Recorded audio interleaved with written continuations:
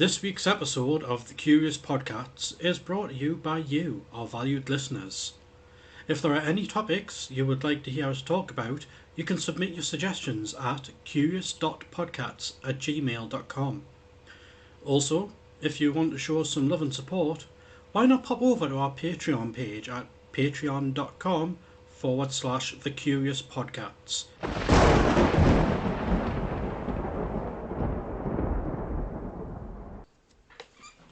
Hello?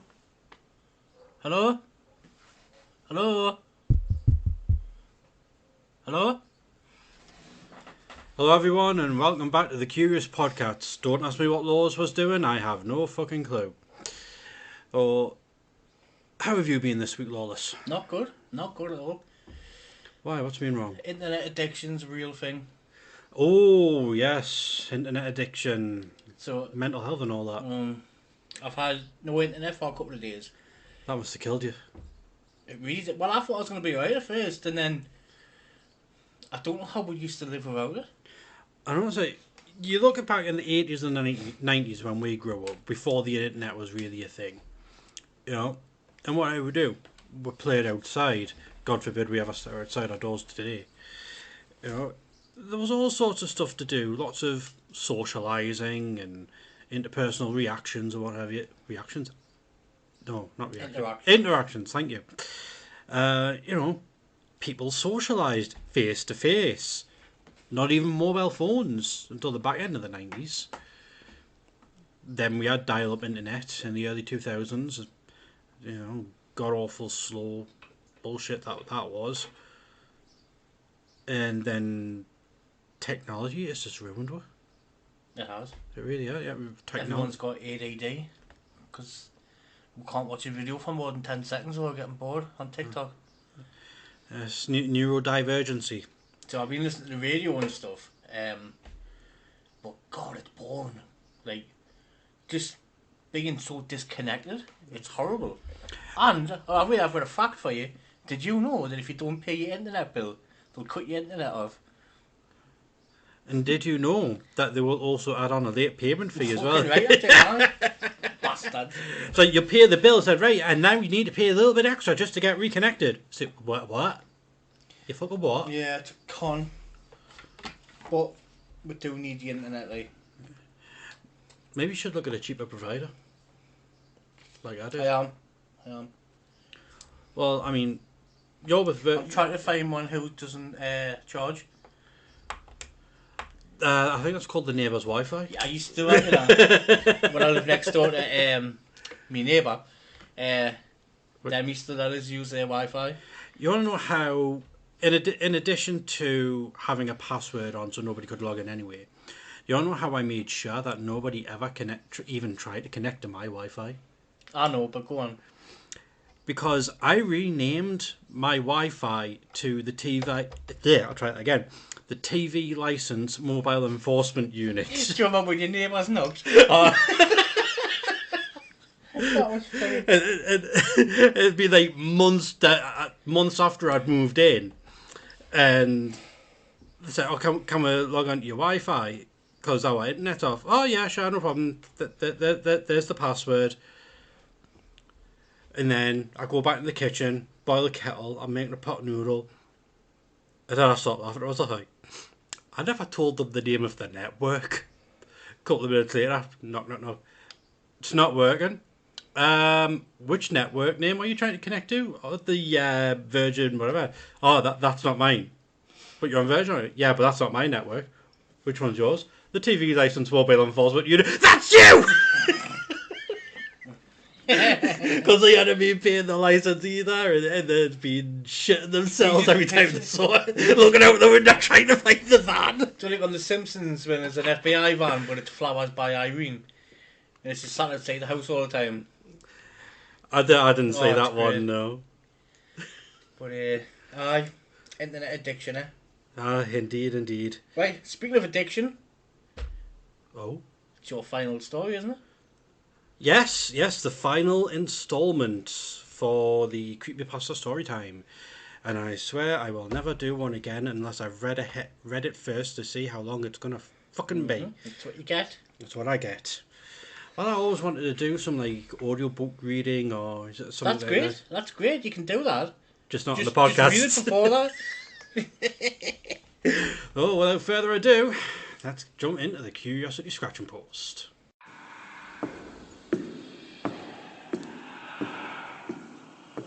Come on, come on. Well, open it then. I'm trying. We'll get the key. I am using the key. Got the one. Yeah. There we go. Hello everyone, and welcome back to the Curiosity Scratching Post for the final instalment of the Creepypasta Storytime story. Every night at 2 AM our daughter starts to cry. We should have listened. Last week we ended where Abby's mother heard a woman screaming and a bang come from the neighbouring house. So from there we will continue for the final instalment of every night at 2 AM our daughter starts to cry. We should have listened. For a split second I felt frozen. The sound seemed to echo, an unmistakable crack reverberating through the cul-de-sac, echoing over the speaker which fell silent immediately after. Abigail's wails grew louder, my heart threatening to burst from my chest as I lingered in the horror of what I was certain I had just heard. The keys, I thought. Find your fucking keys.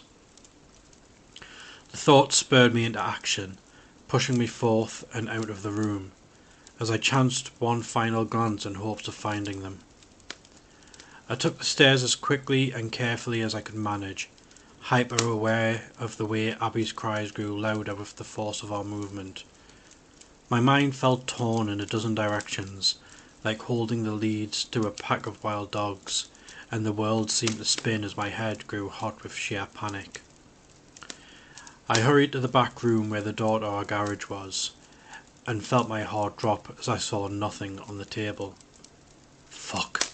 Where the fuck are my keys? I shouted, far louder than I should have so near Abigail, but the panic had frayed my nerves past the point of repair. Her tears quieted for a moment as she watched me with glossy eyes, her little face almost confused by the outburst. She looked between me and the table, and I saw that innocent little smile begin to play across her lips as she pointed with one chubby finger on her uninjured hand towards the table where I had once felt so certain they resided. "Daddy!" She waved her little fist, pantomiming her favourite thing to do with either of our keys, waving them about for the noise. And in my heart, for the first time in a while somehow, I felt I understood my daughter immediately. My stomach did a complete 180 degrees. Though I suddenly felt quite sure that my keys were no longer in the house, and likely hadn't been since the events of the prior afternoon, I knew I had to be certain. I racked my brain for where they could be. The kitchen was the only place I could think to look next, hurrying there with my thoughts feeling all the more scattered. There was nothing. No sign of them anywhere. I could feel a strange sort of helplessness beginning to seep in, and as I searched for some answer. Without my keys I had no way for us to get out, no way to escape the house, and if I was stuck I needed to be certain that help was on the way. I pulled out my phone, called 911, and switching it to speaker. Quickly I made my way to every door and window, ensuring each was locked, starting at the front of the house. I peered out my front window onto our street. An eerie silence seemed to have fallen over everything since the sound of the gunshot had rang out. Not even the usual odd bark could be heard. Seemed even the birds had gone into hiding. I craned my neck to see the house next door and felt my blood run cold. Their front door sat wide open, a sight I'd never seen before at the home of Miss Melody. She was the sort I'd heard berate her husband for leaving a window open and risking a chill, and as minute a detail as it was, it felt a surreal confirmation of my fears. I set Abby down in the living room, needing every bit of movement as I continued securing the house. It was as I arrived at the back door that a thought occurred to me, almost freezing me in motion.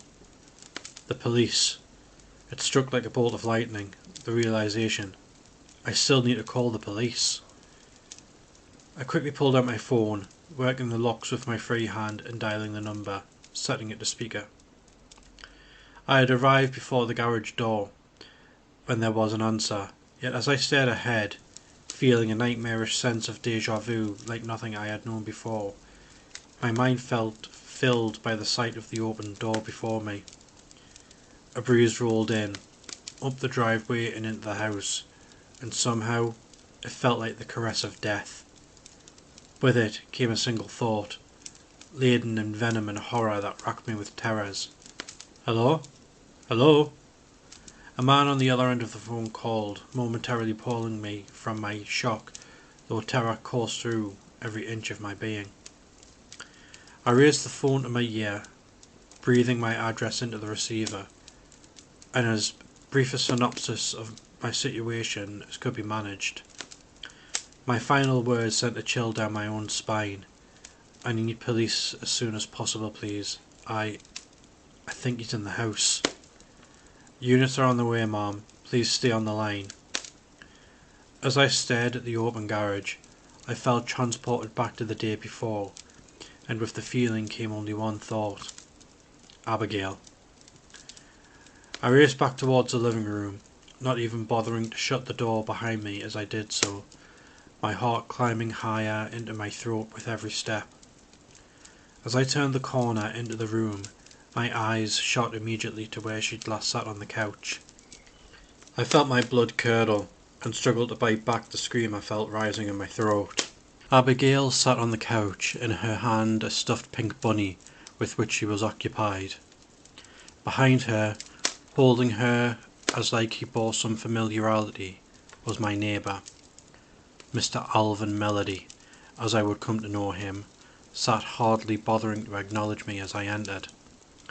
His leathery face was covered in trickles of deep red, which spread along his clothes and arms, a baseball cap hanging loosely atop his thinning silver hair.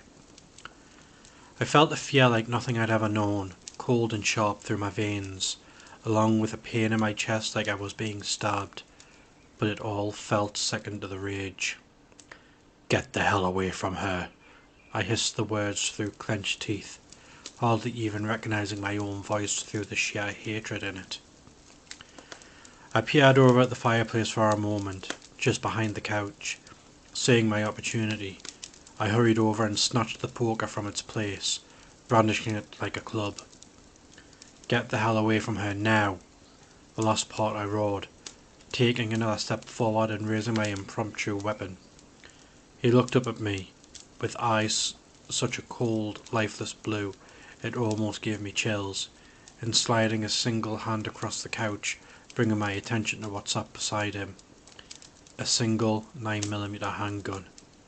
"Quiet now," he spoke, in a tone that was almost casual. "You don't want to upset the baby." He caressed Abigail's head, the very sight making my skin crawl.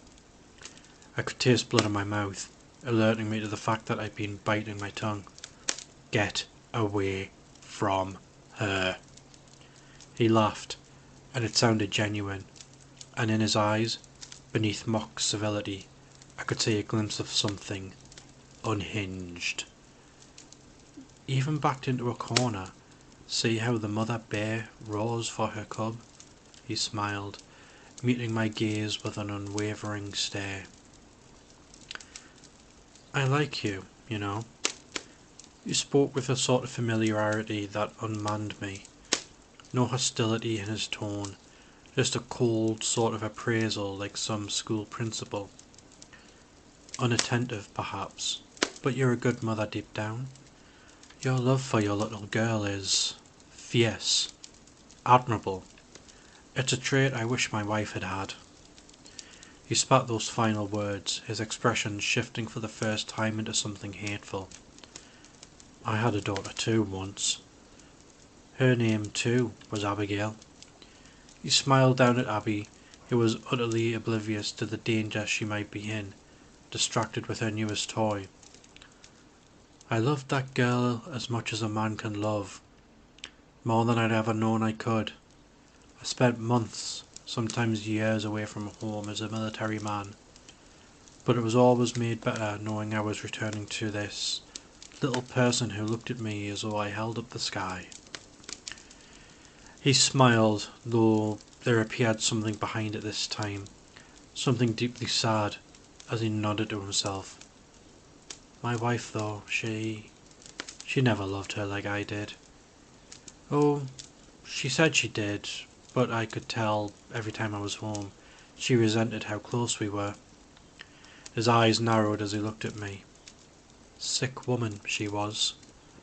I got the call when I was deployed, running comms for an operation overseas that my Abby had. I could see that the man was struggling, his jaw tightening visibly. My eyes fell back on the gun. It sat perhaps a foot or so away from him. I could be no more than 4. In my head I tried to play out some situation in which I might advance on him before he could get to the weapon, either striking him with mine or taking his, without risking mine and my daughter's lives. He seemed not to notice my split attention. His own so wrapped in memories from years past, and likely the waning adrenaline and shock of his own actions. They say it was an asthma attack that took her, my Abby, but I know better. It was my wife. He hissed the word like it was venomous, staring off and out the window in the direction of his home. I inched forward, moving so lightly it made my muscles burn, but even still my heart bounded with the fear that the ground might creak beneath me. I'm sure of it, as sure as I was when I saw this little girl. I felt my stomach tighten, and fought the urge to rush forward and strike in that moment.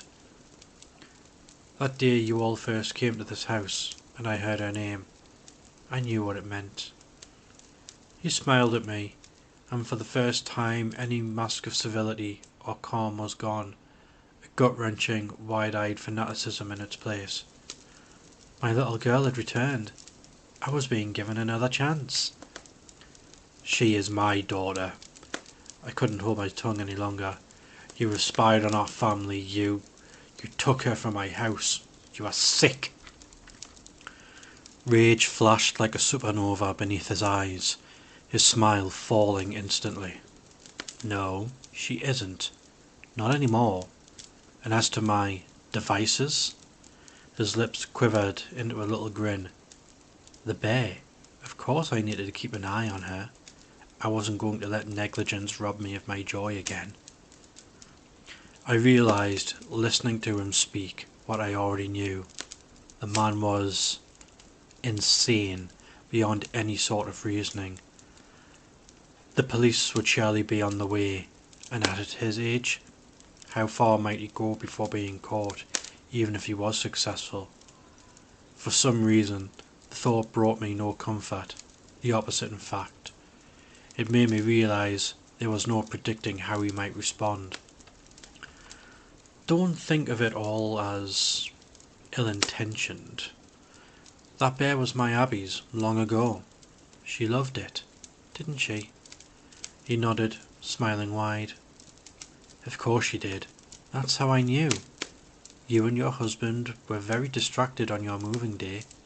I saw her sitting on the porch, and gave it to her while the two of you directed the movers. The way she smiled, I knew in an instant. He peered down at her, and every part of me wanted to swing down with the poker, bringing it down atop his sun-leathered scalp. I fought back my instinct, instead inching forward once more. Keep him talking. It was a singular thought running through my head. What happened to Mrs. Melody? I asked, wanting to hear nothing more about my daughter from that man's mouth. He frowned momentarily, shrugging as his eyes met mine. She found out what was going on. Always has been wary of me, that one. As if our daughter didn't die on her watch. Always said I was paranoid. Didn't want to hear it when I explained. Told me I was insane. He chuckled like the assertion was unthinkable. Told me I was sick. In the end, I did what I should have done all those years ago. Nothing should stand between a man and his daughter. He stared down at Abigail, planting a kiss on her hair, and it took every bit of strength I could muster to stop myself from leaping forth. Instead, I took the momentary distraction and inched forward. There was perhaps a little more than 1.5 feet between us now, if I was quick. His smile faded for a moment as he looked up at me, and for that instant I felt my heart stop in fear that he'd seen me moving forward and had grown suspicious. But the face he wore was almost apologetic, as he ran a hand over her injured arm, still wrapped from the ER visit. I assure you, this wasn't my intention. I meant her no harm, or you, even yesterday. I was simply worried. You can understand, I'm sure, how we care for our daughters. Swing, hit him, kill him. Some primal cavewoman part of my brain shrieked like a chimp attacking the bars of its cage, fighting for immediate action. I simply inched forward. I forgive you, I managed, as genuinely as I could force myself to sound. To my surprise, his smile grew at that, as he nodded fervently. Good, I knew you would. You're a good parent, you would understand. Perhaps, he began, his eyes meeting mine, perhaps you could join me. A girl deserves a good mother, and you and I could take care of her. The distant sound of sirens suddenly echoed through the air, the room filled with a silence that buzzed with awful tension. Slowly, his expression shifted, any of the previous affection replaced by a mask of animal fury. The sirens grew louder, almost certainly somewhere down the street. You bitch! He spat the word, face going a deep red, animated in a way that almost seemed unfit for his age. You whore! You're just like her! He turned to see the approaching vehicles, still not visible yet though, as I could see the approaching glow of police lights through windows on the neighbouring houses. They were on our street now. I had to act. We could have raised her together, he roared, still staring towards the approaching vehicles as if in shell shock. Abby, I spoke, voice hardly above a whisper. Her eyes fell on mine, wavering between myself and the man, fear growing palpable on her little face. Go outside, go run, go play. I spoke, as quickly and with as much forced levity as I could manage. To my relief she smiled, nodding, and sliding off the man's lap, tottering past me and towards the open door. He turned to face me. We could have raised her happy, but because you wanted to be a fool, my Abby will have to be raised without a mummy. I saw his hand make a move for the gun. I raised the poker above my head. Everything seemed to blend into one long moment, time warping and melding and losing its meaning as there was only movement. His arm moved towards the weapon, my legs forcing themselves to close the distance. The poker raised high into the air. He grabbed the gun, making to raise it at me. It was too late. I brought my arms down with a grunt, swinging with all the force I could muster.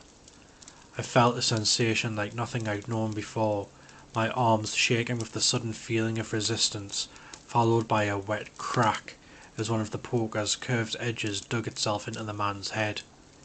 Our eyes locked in a moment that remains frozen in my mind, his wide and searching, almost unbelieving of the fate dawning on him. For a moment I tried to pull, yet the feeling of resistance and the gurgling sound the man began to make made me stop. Even in my hatred, that human part of me unable to go any further. His mouth opened as though to speak, yet only a faint k came forth. We stayed like that for several moments, frozen in a horrid union, until I found it in me to release the poker. His head swayed forward, then back. With an almost staggering suddenness, he dropped back onto the couch, going utterly and completely still. For several seconds that felt like minutes, I stood there, processing the image of him, the reality of what I'd just done, before taking a breath. I had no time to mourn for myself or grapple with ideological qualms. I needed only to get to my daughter. As I made my way outside, I found her sitting on the step, little pink bunny in hand, and for a moment I considered grabbing it. Instead, I watched her with a growing smile as she attempted to braid its ears like hair. I made a mental note to give it a thorough look, as I would be with all of her toys from here on out. But for now, I felt there was no rush. Even if there was a device, I had the distinct feeling there would be nobody to take advantage of it. My smile grew, a genuine expression despite the storm of emotions still under the surface. Something told me that Abby would be experiencing no more late night outbursts. That night, after statements had been taken, Alan had arrived, and it seemed like 100 calls had been made and received. We all had our first full night of sleep in months. That brings us to the end of Every Night at 2 a.m. Our Daughter Starts to Cry. We Should Have Listened. Written by Young Seti, that's Young without the O, on Reddit. I hope you have all enjoyed listening to this tale. Next week we will have a return to the conspiracy side of things, with our topic being the dead internet theory. Whoa, whoa, whoa, whoa!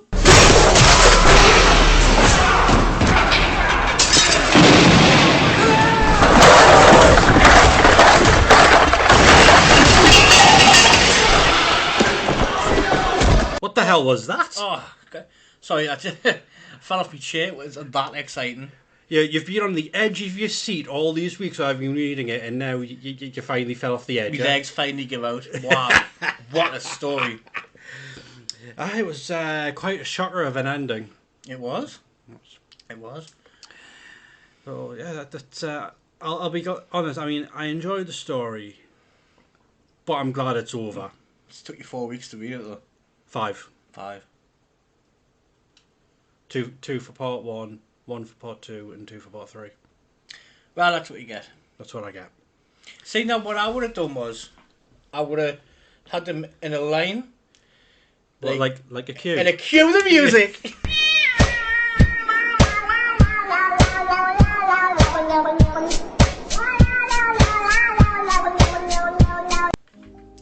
Hello, welcome to Richy's Corner. This week is sponsored by Bob's Building Bits. So if you're on the job and you forgot your tools, Bob will come out and give you some. Again, that's Bob's Building Bits. Okay, so we're going to start with some mental health tips. Due to me not having any internet this week. So some tips would be to have a cold shower. Been having a few of them. That's definitely wakes you up, right? So I've heard. Some exercise, a couple of press ups, or get chased off the police or whatever. Or just getting up off the floor. What was that for? Healthy eating. I wouldn't go Talking that to far. friends and family. So basically, that doesn't apply to you because you do none of them. No, I don't exercise. I don't eat healthy. I definitely don't take cold showers, and I don't have any friends, and I'm not even sure who my real family is anymore. That's nice. Moving on. A shout out to the old people that's lonely out there. I don't know if you're all listening, but if anyone's ever lonely and they want to talk or whatever, what's the email address? curious.podcasts@gmail.com. There we go. So you can talk to us. Right. Oh. Have you got a dad joke, Cole? I certainly do have a dad joke. So, during the pandemic, why was that? I walked to the shop now. I saw a burger kicking in his own door. I think he was working from home. Oh, you fuck off, man, will you? I actually got you to laugh at that one. Well, my wife's leaving us due to my obsession with horse racing, and she's off.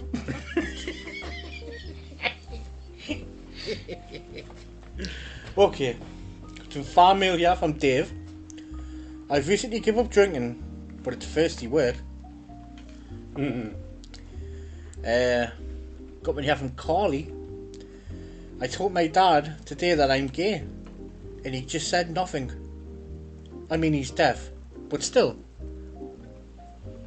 Got one here from Danny. Who are you looking at, you prick?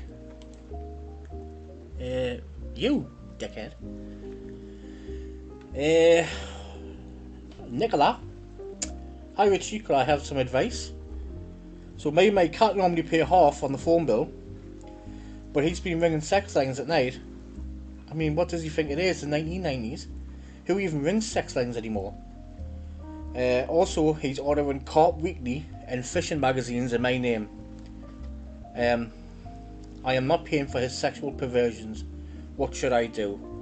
By the way, his name is Samuel, after his dad, Dave.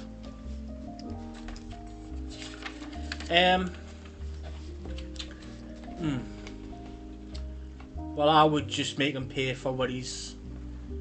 Just pay what you normally pay. Little pervert. Maybe he needs to get a job. Could do. So, this one's from Jerry. Hypothetically, this is not me, I'm just asking for a friend.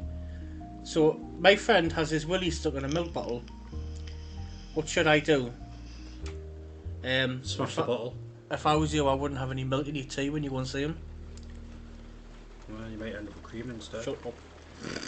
This one's from Kevin Watersniff. Hey, Kevin Watersniff. I couldn't find a pen to write this letter. So sorry guys, there won't be a letter this week. I just thought I'd write this letter to let you know that there's no letter. Cheers, Kevin. Did you write with a pencil by any chance? I don't know. Since you couldn't find the pen. This one's from Gorgeous Ken. Hi Richie, just found a shiny piece of glass with the most beautiful face I've ever seen on it. Oh wait, it's a mirror.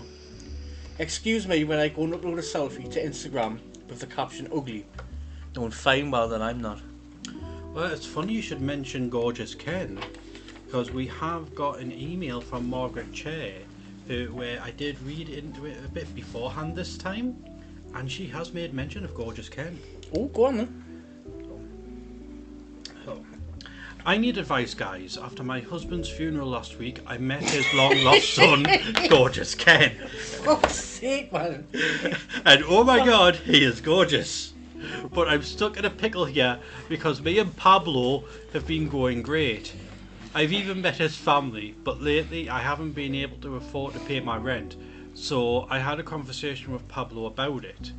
It went a bit like this. Oh, I don't know how to pay my rent, while undoing my bra. And his reply was, oh, I know a way, while he unzipped his pants. Everyone else was shocked in his family while we played Monopoly. I was embarrassed anyways. Back to Ken. I stuck over to his the other day and it was bad timing because there was an ambulance outside his neighbour's house carrying a bird out. And guess who was looking at the window? Nosy Nancy. I'm just worried she'll tell Pablo she's hated me ever since I ran over her cat 50 years ago. She needs to get over it. Sincerely, Margaret Chair. That was really good, actually. Yeah. And it's like it's like an episode of Days on Our Lives. It's great, isn't it? Okay, we've got one here from Barbara. Babs. Can I just say how much my life has changed for the better due to listening to this show? So, Ben has been in hospital all week with his penis.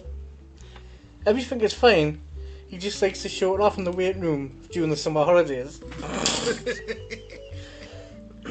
So, I'm still having problems with my farting. It's so bad to the point where Kevin Watersniff, our neighbour, knocked to see if I had taken up playing the trumpet. I was so embarrassed that I farted again and blew myself into the book cabinet. He must have rang an ambulance because I woke up in the waiting room while Ben was performing a magic trick to an old couple with his penis. See you guys next week. P.S. Dennis is missing. The bird. Oh, the one that Margaret Chair was just talking about. Ah, the one that's on hot medication. Oh. Right. Got me there from Billy Barnes. Ah, my old pal. Alright, you fucking pricks. Not that it's any of your business, but I now own a bird. I have... I'm saying nothing. I think it might be Barbara's, because it keeps shouting and coming out with stuff like, oh no, she's cocking her leg again. Get down, she's had a curry.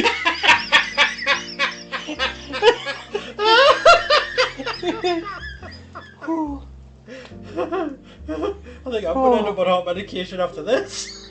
Anyways, fuck you, you nosy pricks. Billy Barnes. Love you too, Billy.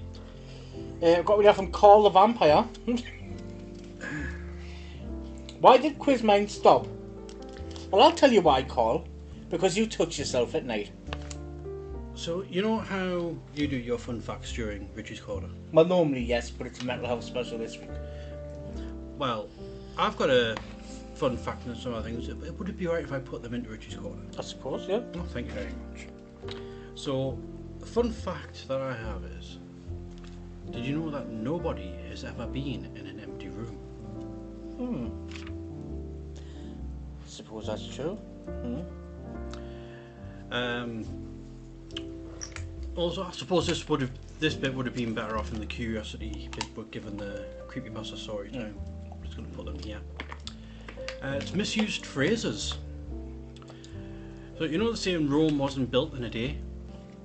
Well, the actual full saying is Rome wasn't built in a day, but it burnt in one. Right. Curiosity killed the cat. Full saying is curiosity killed the cat, but satisfaction brought it back. Oh, I didn't know that. And another one of my favourites. A jack of all trades is a master of none. Well, we usually say a jack of all trades, master of none. You know, we don't say is a master of none. A jack of all trades, a master of none. But the full saying is a jack of all trades is a master of none, but oftentimes better than a master of one. And what that means,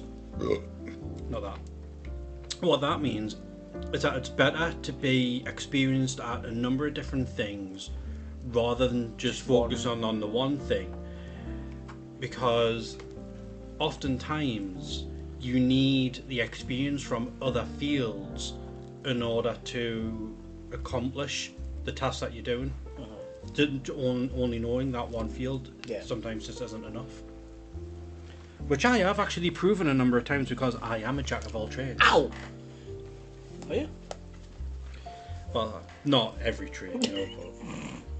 But, you know, I've dabbled in different areas, and I have noticed that when I'm working on something, I can pull in experiences from something else that was totally unrelated to solve the problem. So. Did I read that out? Yeah. Right. You're just obsessed with about a vampire touching himself. That you wanted to read it a second time. So, Curious Thoughts, a new segment, because someone says that we don't have enough. Okay. Curiosity, it's a fly toy. Yeah, so I was curious. Curious Thoughts this week is, guess what? What?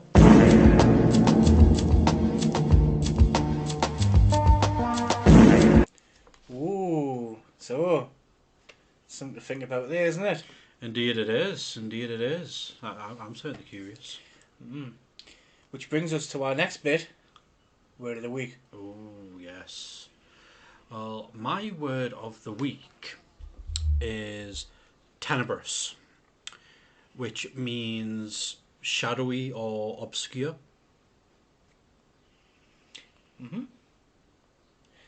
Mine's tea cake. You can eat them.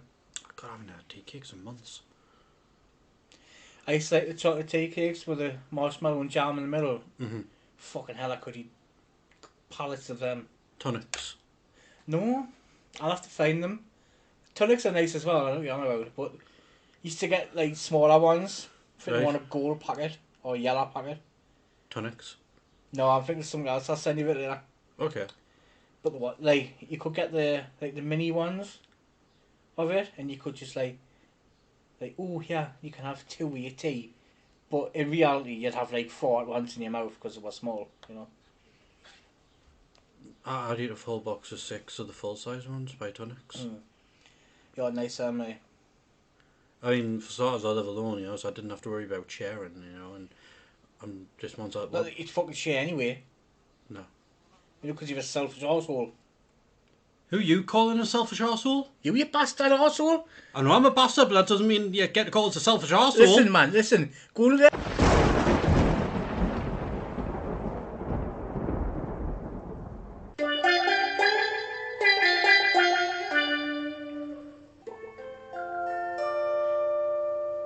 Podcasts.